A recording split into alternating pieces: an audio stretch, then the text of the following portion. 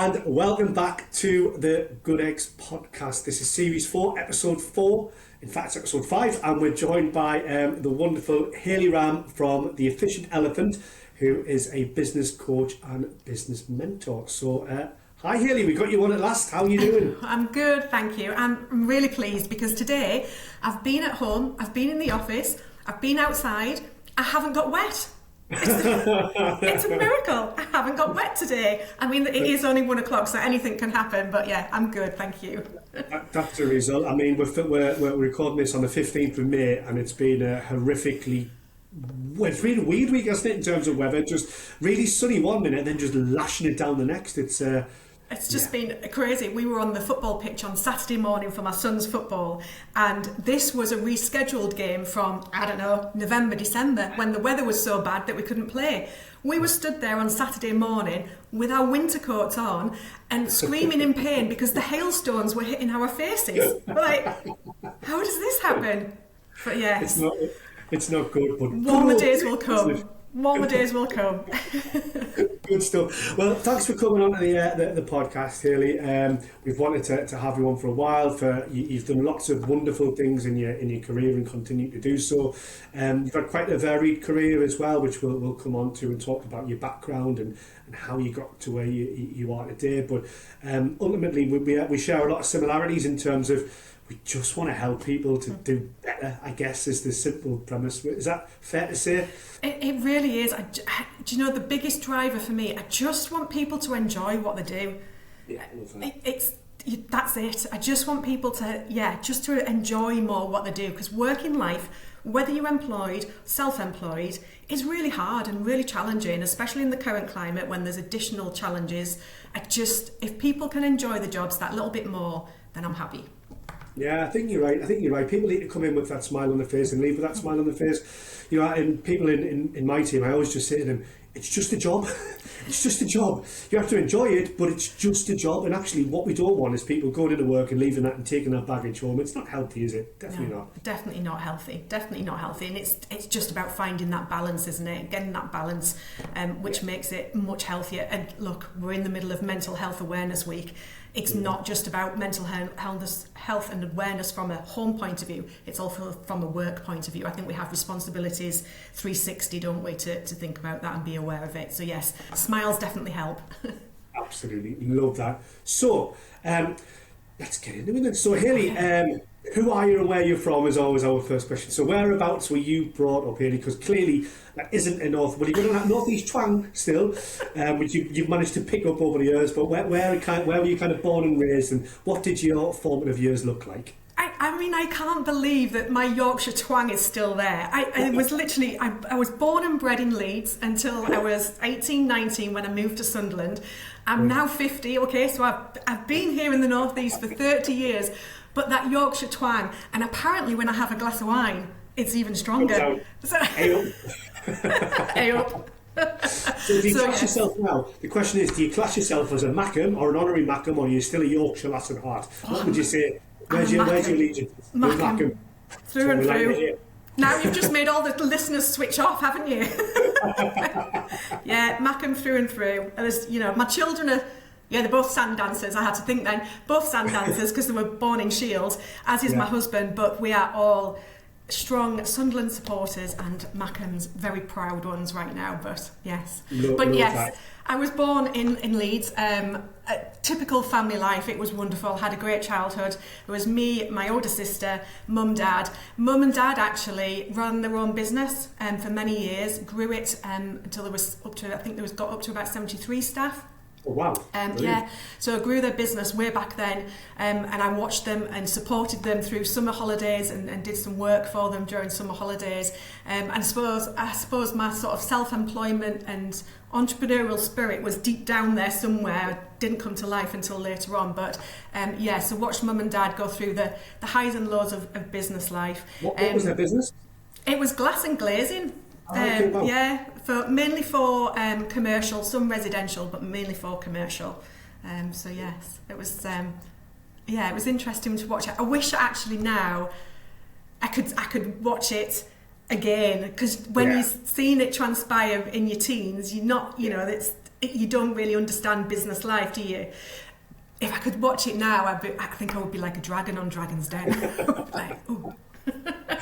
You must have learned so much as well, especially from the fact that, you know, it was a family business, and the fact that I'd imagine they worked crazy hours and all the rest of it. You must have learned so many fundamental skills within that period that you probably weren't even aware of. I totally agree. And even simple things now, when I look back and I look at it differently. So when it was summer holidays, we used to have a caravan in Filey. We used to spend all our summer holidays, the 6 weeks, all of us there. And what used to happen, my dad used to come over for the Friday, and he would stay with us Friday night, Saturday, Sunday, dash back over to Leeds on a Monday morning and do the job at work Monday to Friday. Mum would stay with us in the caravan, and I mean, way back then, I'm thinking, wow, that was quite transitional what they were doing. I would watch Mum do the wages. She was the payroll person, so she would be sat in the caravan, I'm not joking, with money, and me and my sister would sit there with our little brown envelopes going, right, how much does this person need? Right, put this money in. Right, you check it and seal it. We had a little production line of the wages going. And you just think now, oh my goodness, that was groundbreaking, because that's how they had to juggle childcare, which we were oblivious to, but that's how they had to juggle childcare at the time. That's how they kept their business ticking over. And yeah, phenomenal. Who would have thought that even way back then, in the early 80s, they had hybrid way of working? That's really cool as well. But again, you know, even just the simple fact that you were involved in that process. So I'd imagine having a work ethic, which is something that, it's funny how we were doing a podcast the other day with somebody else, and we were talking about the work ethic of young people and how society sometimes gives young people a hard time. And maybe that's right, maybe that's wrong. You know, we're not here to decide that.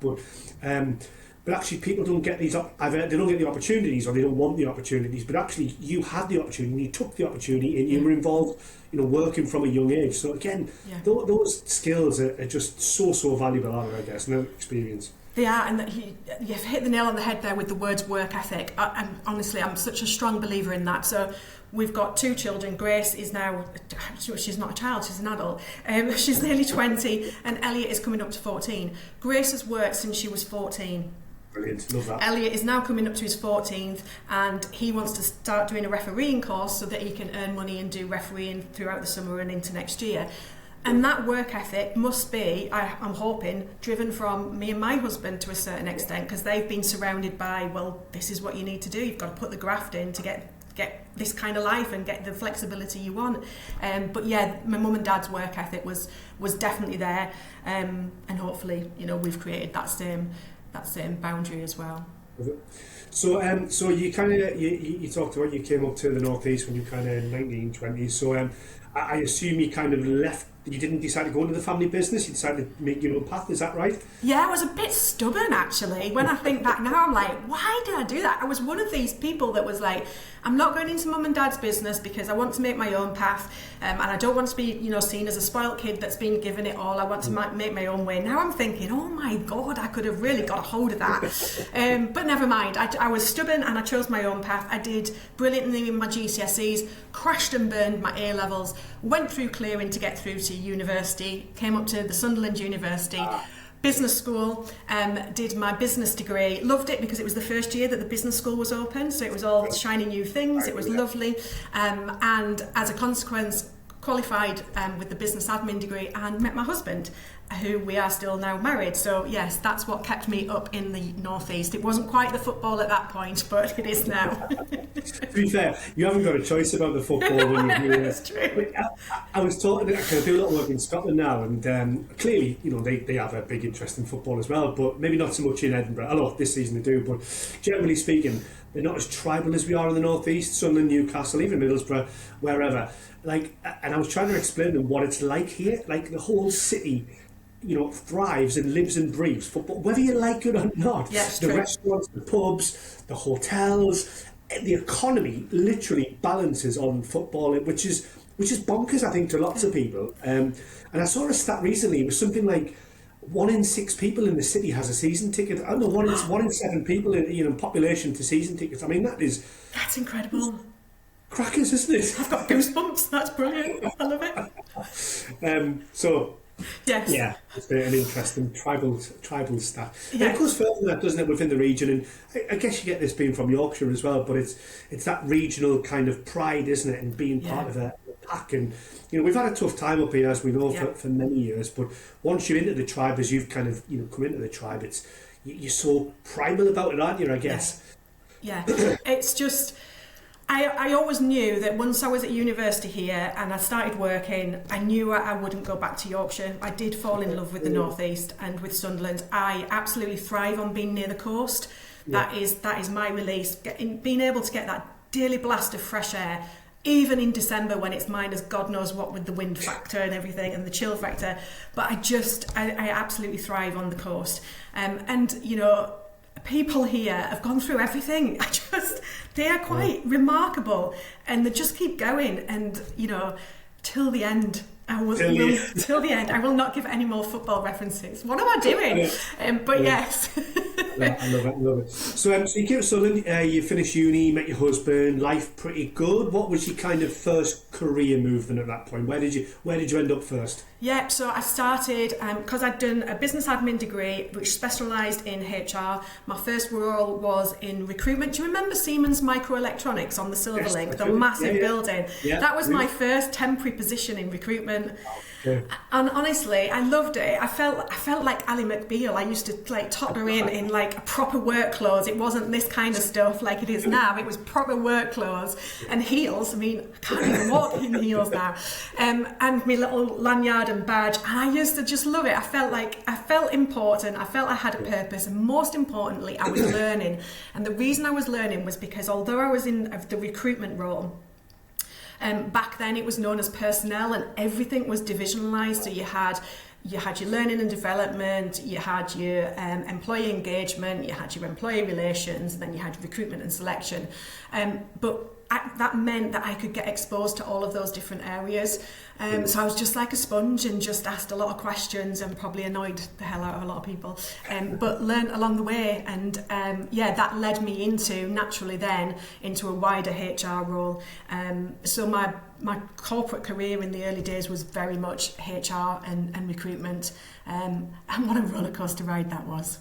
Oh, I can imagine. And the good thing about HR is, I'm recruitment, particularly HR is recruitment in many ways, isn't it? But I guess you have a finger in every piece of the business, don't you? So you get to see everybody from the chief exec all the way down to the for no disrespect, but the cleaners and what have you, and you get everybody in between, don't you? And that's really interesting to have that overview. I think, often people look at people in HR and go, oh, that's just the battle axe in the corner, or that's the person who is going to make us do everything right and hold us to ransom. But actually, HR for me genuinely has always been that real core of the business that has an overview and a responsibility actually for every single person, and actually has to be neutral no matter what they're thinking inside. They have to be neutral. And I always quite admire people in HR because it must be a bloody tough gig, that. Honestly, it is.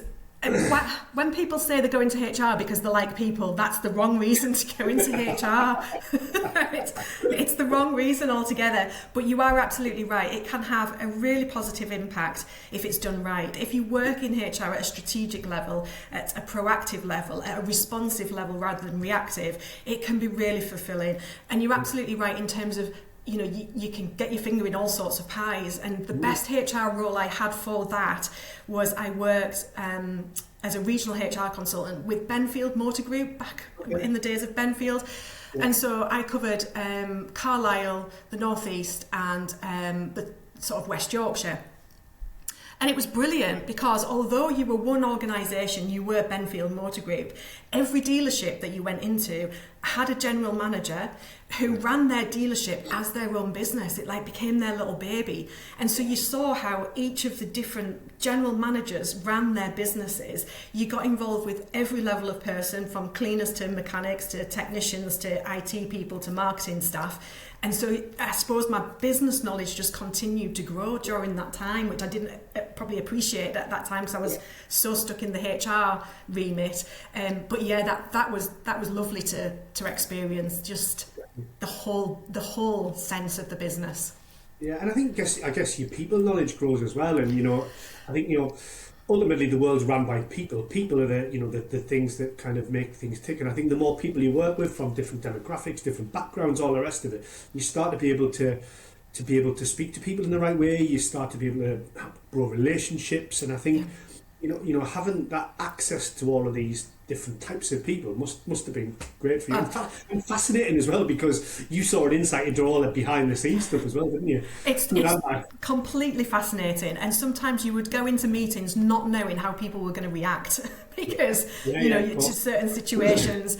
But I think one thing that, from a people's perspective, that I've really learned in my career is emotional intelligence. And that has really developed over the years and really helped me in my career and in my business life, and understanding the different types of personalities that we all have, the different personality profiles that we all have. So the good old-fashioned red, yellow, green, blue system, knowing who you are, how you react, how you respond, but then how potentially the person that you're speaking to is going to react, respond, is just invaluable from a HR perspective, but from a business life perspective as well. It's just knowing that knowledge just helps you be a better person, I suppose, all round, not just at work, but at home as well. No, I love that. So you did your time in HR, yes. Worked way up. Tell us a little bit about the next steps in Hayley's career. The next steps were children. And what do? They turn your life upside down, inside out, back to front, and round again, don't they? They're brilliant, but at the same time, you go, okay, what's happening right now? 20 years on, I'm still asking myself that question. But it's just, and it just got to that point. It wasn't working. I didn't feel. I was going to bed on a night, and I felt I wasn't a good mum, I wasn't a good wife, I wasn't a good friend, I wasn't a good colleague. I was trying at every single touch point to be good, but I just didn't feel I was getting it. It just didn't. Did you feel like you lost yourself a little bit, maybe? Probably lost myself, probably didn't even know that I'd lost myself because it was so frantic and so chaotic. And just, every night you're kind of going, right, who's dropping off, who's picking up, where's the car seat, where does the car seat need to be? Everybody has these juggles, but it just got to that point where my husband's career was just on the up, and we just had a conversation, and it was a case of, right, what's going to have to give, and to be fair, it wasn't even giving. I was at that point where I thought, this is enough now. Something needs to change. I've got lots of experience, lots of skills. What can I do? And so because of the children, I spat me dummy a little bit, and I have to be honest, I spat me dummy. And I went, right, okay, let's change a few things. And so I kind of fell out with HR and recruitment, and I was just like, nope, clean break. This is my next chapter. Going into self-employment, didn't have a clue what I was going to be doing. I tried Avon, I tried children's painting clubs, children's confidence coach. There's the mentoring and coaching and development coming back in. But none of it quite sat from a long-term point of view. It satisfied my needs at that point, but not from a long-term point of view. And so I put my... Go on, sorry. Sorry, I was going to say, I guess as well, because you've been in these corporate environments for so long, all of a sudden thinking about going alone, as much as that's the shiny, yellow brick road and you're off down it, once you got there, you were probably thinking, crikey, what on earth am I doing? That must have been quite a fearful, and a bit of a crossroads, I'm guessing. Yeah, absolute crossroads. Quite, I don't know, I suppose I still felt quite muddled, but quite determined to make something work. I didn't want to lose what I had. I was determined to make something work, but determined to make it work better. And it just wasn't working. So I put my comfort blanket back on and thought, right, okay, self-employment is for me. I've tried these few things. I'd realised by that point that self-employment was for me. I had made the leap from corporate out to self-employment, but I thought to make it sustainable, I put my HR and recruitment comfort blanket back on and started offering support services specifically to HR and recruitment clients. So where they were potentially small, medium businesses that wanted an extra pair of hands but didn't want to employ somebody, they would call on me from a freelance point of view, and I would support them from my home. And that was well over 10 years ago. So that was the next chapter. So was that the efficient elephant at this point, or was this just you? Well, it almost was. The efficient elephant, believe it or not, was a rebrand during COVID. Ah, okay. So do we need to go back a step, or was there a step in between? Okay, let's go back a step then. There is a step in between, but it depends whether you want to go there or not. The step in between between children. Between children and COVID, I decided to have a little bit of breast cancer. So that was... I mean, that's a strange choice here, I'm not going to lie. I mean, there's all the things you could have had. You could have picked up watercolours, or, maybe ice hockey, but hey, breast cancer, go for breast cancer, I thought I'd go for it. Sorry, I'm not being flippant, but that's the way I deal with it, I suppose. That's just... You know what, though, you're laughing and joking about it, and I think that's so important, isn't it, right? Listen, life isn't always great, we know that, right? And actually sometimes to be able to smile and look at these things is a real positive. So thank you. And you know what? Were you diagnosed? Sorry? What year were you diagnosed? 2019. So breast cancer, left side. So I had a mastectomy, left side, 2019. So I am now the wonky donkey in the house because I didn't have reconstruction. So I just have a prosthetic that I wear, and obviously when I'm in my jammies at night and I don't have my prosthetic in, I am the wonky donkey around the house. But the reality of it is, it was 2019. Okay, so Elliot was 6, Grace was 12. Yeah, okay. So that is the other reason we make this quite light-hearted, because to be able to communicate that to the kids without breaking the world was just the hardest conversation ever. And I suppose the pain point of it was my mum actually passed away when she was 47. So I was 19 when she passed away. She passed away of cancer. So the word cancer in our house has always been a little bit of a swear word, and has always been, God, this is really harsh, but it's always associated with death and bereavement. So to try and tell the kids, this is what's happening, we don't know if it's going to be all right, but we're going to put up a good fight, that was probably my scrambled egg moment. And I'm jumping ahead here, but that's probably my scrambled egg moment when things haven't quite gone to plan. But yes, it was...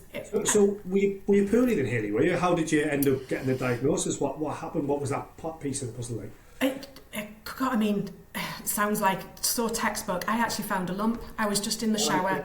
I was just in the shower, and I do regularly check myself anyway because of my family history. So I have regularly checked myself, but I was just in the shower, and I felt something, and and it's funny, but I knew. Really, right? I did. I knew, and I just thought, no, that's just not right. Because we all have lumps and bumps and things that don't quite function right. We all know how our bodies work and what doesn't work and what's normal and what isn't normal for ourselves. And I just knew, and I have to say, the doctors were incredible. I did ring straight away. I didn't wait. I didn't procrastinate. I didn't overthink. It'd be all right. I did not. I rang the doctors straight away, and they were excellent. And what's the problem? I found a lump this morning. Right, you come on in at 10:30 this morning. They were that good. Wow. Yeah, Really they were like, I said, I don't know when I need to come in. They went, you need to come in straight away.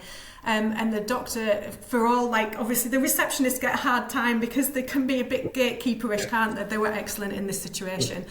And it was a bit of a whirlwind. From diagnosis through to sort of operation and treatment was so fast. It was really fast. I mean, I was probably done and dusted within 6 months. Wow. So this must have been 2020 at this point, isn't it? Coming on to 2020. It was. I found the lump March 2019. So that's the other thing. I was so fortunate that I was through it all before obviously COVID hit, because if COVID had hit and you go through something like that, it's horrible. I'm sure people have, and that's not a nice place to be either. So do you know what's really good to hear though, Hayley, right? Is the NHS get battered all the time, rightly or wrongly, doesn't matter, right? But actually, it's really nice to hear a positive story, actually, of someone going through and having a good experience, because actually, we don't often hear these good experiences. No. We just hear the bad stuff because that's the most loud. So that's really nice that you had that good experience. Honestly, they were phenomenal from that receptionist right at the beginning, right the way through to my consultant, who I still see now on an annual basis. I think I'm coming up to my last one this year. They've all been absolutely phenomenal. And, you know, cancer gets a bad name, doesn't it? It's really frustrating that... You know, stand up to cancer, things like that on the TV, 2 in 4 of us will get, and you just think, oh my God, but where's the success stories? These sad stories are horrendous, and I'm sorry, I don't like watching them, and my heart goes out and my heart bleeds, and I often sit there crying buckets for these people. But equally, you want to hear the good news stories. You want to hear that you can have cancer and be okay. You might be a wonky donkey, but you'll be okay. My grandma passed away literally last week, and but she's been battling cancer for 12 years, Hayley. 12 years, right? She's had every type of cancer you can imagine, right? Throat, neck, everything, right?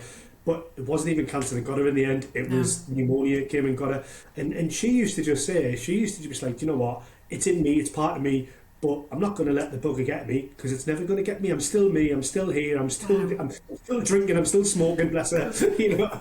Do you know what she said? Right, this is dead funny, right? So she'd had lung cancer for about 5 years, right? Fought it off. And hadn't smoked actually at that point. And then she went in, and I went in one day and she was having a cigarette, and I said, why are you having a cigarette?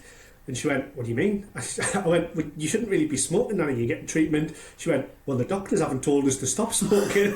And I was like, and she went, I could die in the next 2-3 years. She went, cigarette, and I went, you know what, good for you, like, and she just put 2 fingers up at it, and that was her approach all the way through. And like I say, 11-12 years in the end, man. And it wasn't even the thing that got her. Yes, it probably played a part, but you know, she's another story just like yourself, that actually it doesn't have to mean death, not every time. It doesn't, and you deal with it how you want to deal with it. There's so many people would have judged your grandmother for well, she should be doing and could be doing and would be doing. Oh, for goodness sake, just let people do it their way and deal with it their way. You know, it was something we weren't very public about at the time. We found it very difficult to talk about at the time. Now we're shouting it from the rooftops because it's almost like a celebration. But yes, that was definitely my scrambled egg moment. Brilliant. So you got through that, obviously. I'm guessing you're all clear now, is that right? I am, thank you, yes. I'm still on medication for 10 years because I was quite young, obviously, when I was diagnosed. But yes, other than that, through it, and yeah. That's fantastic news. No, that's great, and that's a really that must have a fundamental effect on your whole life, though, mustn't it? I've never been through it myself, so, and I guess until you've been there, but I guess you must reevaluate kind of where you're at and what life looks like. Is that fair, or? It is fair. I think that's what I should have done. Okay. I didn't do that. I was so hell-bent, as was my husband, to get back to routine. Let's crack on. Show the kids that you can get through this and life carries on. So yes, you are still going to netball practice. Yes, you are still going to football. And yes, I'm still going to work, and so are you. Get on that flight. Next job to be done. I was so hell-bent on getting back to normality for everybody that I didn't do that. I didn't process it. And that probably, that crashed and burned a little bit a few years later, because it was a slow burner, and I think the reality of it kicked in a couple of years ago, actually, and that's when I did reevaluate. So perhaps I should have taken the support at the time. I should have done, but now I've taken support since then and can see the wood for the trees now, as it were, a little bit further to reevaluate, definitely. But that must have been difficult for you, because obviously, again, you come from this strong family, this work ethic, you've gone through uni, you've had, in many ways, a great, I'm sure you've had ups and downs, but you've had a great life in many ways, you've had great, successful jobs, you talked about your Ali McDermott and all of these things. You've had all of these, strength, power, blah, blah, blah, and then to have this, I would imagine you're just like, right, I'm through it, we're on the other side. So I can completely understand why you didn't take the time to reflect. And actually, sometimes even the strongest people probably do need that time just to go, we've been through something really crappy here. Let's actually look at where we're Definitely. And then not only that, but then you had COVID to deal with. So, you've had your breast cancer, you've had your operation, and then somebody goes, right, get inside, you're not going anywhere for a year or two. I mean, what was all that about? I mean, I really can't moan or groan at all. I will reflect upon COVID, because some people had horrendous times during COVID. awful, and I sympathise deeply with these people. Ours was quite easy from a health point of view in that we were all just at home, end of. I suppose the challenge for us was my husband runs his own business, I was running my own business, both businesses just stopped completely. And there we were, the rug was completely pulled from under us overnight, and all of a sudden you have to go back to basics. So instead of it being, okay, we've got enough money on, where should we go on holiday this year? It was, okay, are we safe? Are we healthy? Have we got enough money to pay the bills? What savings have we got to tap into? Because this is going to be for the long haul. How does the next 12 months now look for us as a family and us with 2 businesses? And if you want to throw in a bit of homeschooling to increase the stress levels, let's just punch it in there. It was it was that uncertainty, wasn't it? Because we didn't know whether it was when it was going to end. We didn't know what the end was going to look like, and our, without getting political, but the government didn't particularly help us. We're locked down. We're not locked down. We're out. We're in. Eat out. Don't eat out. But, it was just such a confusing bloody time for everyone, wasn't it? When you think back, and to be honest, I'm not criticising them, because in fairness, I talked about this with somebody the other day. Yes, there was lots of mistakes made, but actually, who knows what the right answer was? To be fair to them, I'm not, I sit on the fence, because I just think, well, we don't know. Nobody knows what the right or wrong decisions were in that period. I mean, the good news is most of us are still here, and that's touch wood, and God bless those ones who aren't. But most of us got through it relatively unscathed, in some respects, anyway. We are most definitely in the history books, aren't we? That is for sure. We are a generation in the history books. Well, yeah, because you look at it and you go, well, we haven't had a war. Well, we've had some mini wars, and hopefully, with touch wood, we won't have a World War III. But we had a pretty boring life in many ways, didn't we? If you're kind of around 30, 40, 50. Yeah, we had the technological advance, but at least COVID had a bit of flavour into it, didn't it? You were alive during COVID. Yeah, I was there. I didn't like that spice, and I like boring. No, good. So you came out of COVID. Obviously, things probably still a bit uncertain, but then what did your kind of path look like to where you are now then? So then that was when I rebranded and came out with the Efficient Elephant, and that was probably one of the best things I did for my business, because I just totally fell in love with it again. I fell in love with the business all over again. And I came out. Tell of us all about the Efficient Elephant. Tell us all about what you do at the Efficient Elephant. The Efficient Elephant. So I am a business mentor. So I provide mentoring support to usually business owners. I can go into organisations as well and support with SLTs. And I've also supported individuals who are at crossroads in their careers. But my niche, because of my background, is definitely supporting business owners. And do you know what? I absolutely love it. I feel like the squiggly line of my career has led me to this point. My career has always been about people, planning, processes. It's always been about helping people to become more clear, more calm, make solid choices, so that they enjoy the jobs a little bit more. So yeah, it feels like it's all come together, and that's what I'm delivering now. It does feel a bit strange in some ways, because for all I've rebranded and redefined and repositioned, it feels like I'm starting again, because it's moving out of that comfort zone of HR and recruitment to a certain extent, and finding a bit of a different avenue. But yes, I love it. I do. Good. How did you come up with the name? Tell us about the name. So the Efficient Elephant. So where that came from. So because of my background, I'm very much a systems person, structured, standards, love all that kind of stuff, love black and white.